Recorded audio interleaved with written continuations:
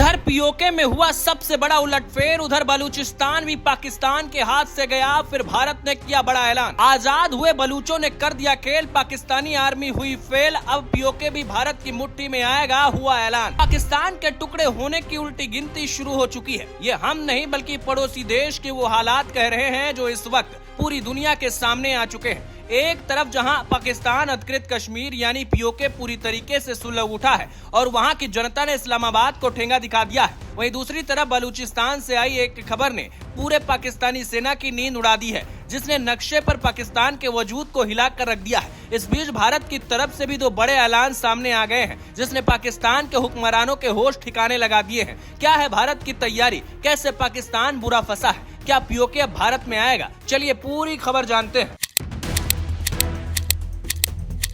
नमस्कार, आपके साथ मैं हूं ज्योति विनय कपूर। तो दोस्तों, इस समय पाकिस्तान चारों तरफ से घिर चुका है, परेशान है, लेकिन उसे जहां सबसे बड़ी चोट लगी है वो है पीओके, जहां पाकिस्तान सरकार द्वारा कराए जा रहे चुनाव पूरी तरह से एक मजाक और ड्रामा बनकर रह गए हैं।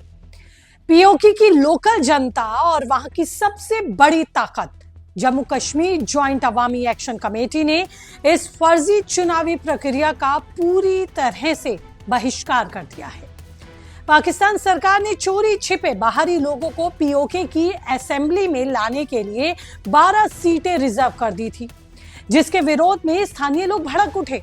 हालात ये हो गए कि लोगों ने पोलिंग बूथ पर जाने से ही साफ मना कर दिया और गिने चुने लोग पहुंचे, उन्होंने बैलेट बॉक्स ही तोड़ दिए। इस बगावत को देखकर पाकिस्तान चुनाव आयोग के हाथ पांव फूल गए और उन्हें तीसरे फेज की वोटिंग को अनिश्चित काल के लिए टालने का फैसला लेना पड़ा। अब सवाल ये है कि आखिर पीओके के लोग पाकिस्तान के खिलाफ इस कदर आर पार की जंग पर उतारू क्यों हो गए हैं? तो इसकी सबसे बड़ी वजह है वहां भुखमरी, कंगाली और पाकिस्तानी सेना का अमानवीय जुल्म। पीओके में आटा, दाल और बुनियादी दवाएं तक की भयंकर किल्लत है। बिजली खुद पीओके में बनती है, लेकिन पाकिस्तान सरकार वहां के लोगों को आसमान छूते दामों पर बिजली देती है। टैक्स के नाम पर जनता का खून चूसा जा रहा है। दूसरी तरफ जब ये लोग भारत के जम्मू कश्मीर में हो रहे रिकॉर्ड तोड़ विकास, चमचमाती सड़कों, एम्स, अस्पताल और अमन चैन को दिखाते हैं तो इनके सब्र का बांध टूट जाता है। अब पीओके की सड़कों पर खुलेआम नारे लग रहे हैं कि उन्हें पाकिस्तान के इस नर्क से आजादी चाहिए, उनका असली ठिकाना सिर्फ हिंदुस्तान है। हालांकि इस बगावत को कुचलने के लिए पाकिस्तानी रेंजर्स और पुलिस ने क्रूरता की भी सारी हदें पार कर दी हैं। पीओके के मुजफ्फराबाद और रावलकोट जैसे इलाकों में निहत्थे नागरिकों पर हमले किए जा रहे हैं, लेकिन अपनी इस हैवानियत को दुनिया की नजरों से छिपाने के लिए पाकिस्तानी सरकार ने पूरे पीओके में इंटरनेट ब्लैकआउट कर दिया और मोबाइल नेटवर्क जाम कर दिया। इतना ही नहीं, इंटरनेशनल मीडिया के वहां जाने तक पर पाबंदी लगा दी। अल जजीरा और विदेशी पत्रकारों की एंट्री वहां कड़े रिस्ट्रिक्शन के साथ बैन कर दी गई, ताकि पाकिस्तान की कंगाली और फौज के जुल्म, इसका सच दुनिया के सामने ना आ सके।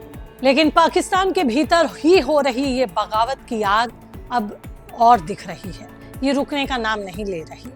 पाकिस्तान जितना ज्यादा लोगों को दबा रहा है, लोग उतने ही जोर के साथ अपनी आवाज उठा रहे हैं। खिलाफत साफ दिख रही है।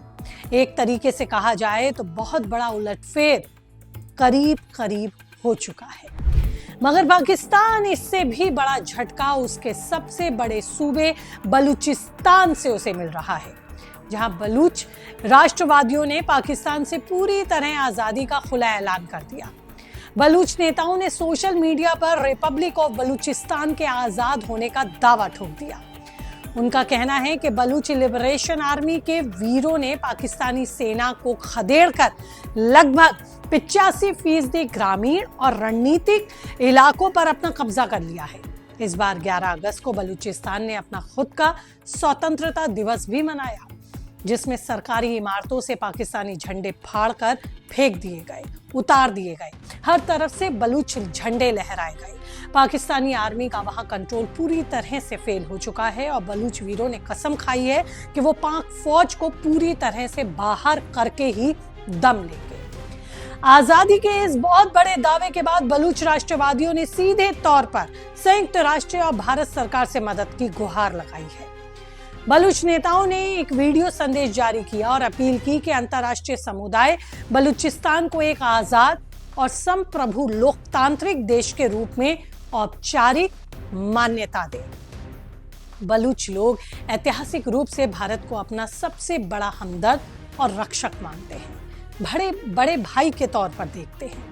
भारत का भी प्लान अब बिल्कुल साफ नजर आ रहा है। अगर पाकिस्तान अपनी हरकतों से बाज नहीं आता और बलूचिस्तान में मासूम नागरिकों पर अपने हवाई हमले और मानवाधिकारों का हनन जारी रखता है, यानी कि जुल्म जारी रखता है, तो भारत इस मुद्दे को वैश्विक मंचों पर पुरजोर तरीके से उठाता रहेगा, जिससे पाकिस्तान को अंतर्राष्ट्रीय स्तर पर अलग थलग करने में मदद मिलेगी। इधर सरहद पार पाकिस्तान टूट रहा है, उधर भारत के स्वतंत्रता दिवस के ऐतिहासिक मौके पर जम्मू कश्मीर के मुख्यमंत्री उमर अब्दुल्ला ने भी श्रीनगर के बख्शी स्टेडियम में तिरंगा लहराते हुए एक बड़ा और तीखा बयान दे दिया। उमर अब्दुल्ला ने साफ साफ शब्दों में कहा कि पीओके हमारा हिस्सा है, वहां रहने वाले लोग जम्मू कश्मीर के ही मूल नागरिक हैं, जिससे साफ पता चलता है कि जम्मू कश्मीर के अपने लोग पीओके को अपना भारत का ही हिस्सा मानते हैं और भारत में ही देखना चाहते हैं। भारत सरकार तो पहले ही साफ कर चुकी है कि पाकिस्तान के कब्जे वाले कश्मीर को भारत ही माना जाएगा और उसे भारत लेकर रहेगा। और अब एक और सबसे जरूरी बात कि आखिरकार पाकिस्तान को सबसे ज्यादा किस बात की टेंशन इस वक्त खाई जा रही है। पहले तो देखिए, ऐलान खुद भारत सरकार का है कि संसद के सर्वसम्मत प्रस्ताव के तहत पूरा पीओके भारत का अभिन्न हिस्सा है और इस पर कोई समझौता नहीं हो सकता। भारत कभी भी इसको ले सकता है। दूसरी तरफ उमर अब्दुल्ला ने भी जब यह ऐलान कर दिया कि भारत में ही पाकिस्तान के कब्जे वाला कश्मीर है और वहां के लोग यहां आना चाहते हैं, तो इससे साफ हो गया कि भारत कुछ तो बड़ी तैयारी करके बैठा है। कई बार आपने सुना भी होगा कि पाकिस्तान के कब्जे वाले कश्मीर को भारत लेने की बात करता रहा है, लेकिन अब अगर जम्मू कश्मीर के नेताओं उमर अब्दुल्ला जैसे बड़े नेता भी ये मान रहे हैं और पाकिस्तान को अपने बयानों से चेता रहे हैं, तो पाकिस्तान के कब्जे वाले कश्मीर भारत में जल्द हो सकता है। इसे लेकर अब आप बड़ा कदम भारत की तरफ से किसी भी वक्त देख सकते हैं। विदेशी मामलों के जानकारों का मानना है कि भारत का इसे लेकर प्लान कुछ तगड़ा है।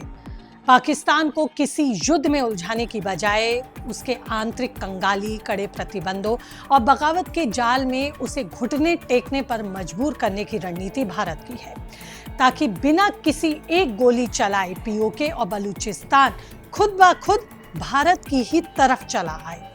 लेकिन आपकी इस पर क्या राय है? आप क्या सोचते हैं? कीजिए कमेंट, रहेगा मुझे इंतजार। और इसी तरह के एनालिस्टिक रिपोर्ट्स अगर आप पसंद करते हैं तो चैनल को कीजिए सब्सक्राइब। फिलहाल इस एनालिसिस में इतना ही। नमस्ते।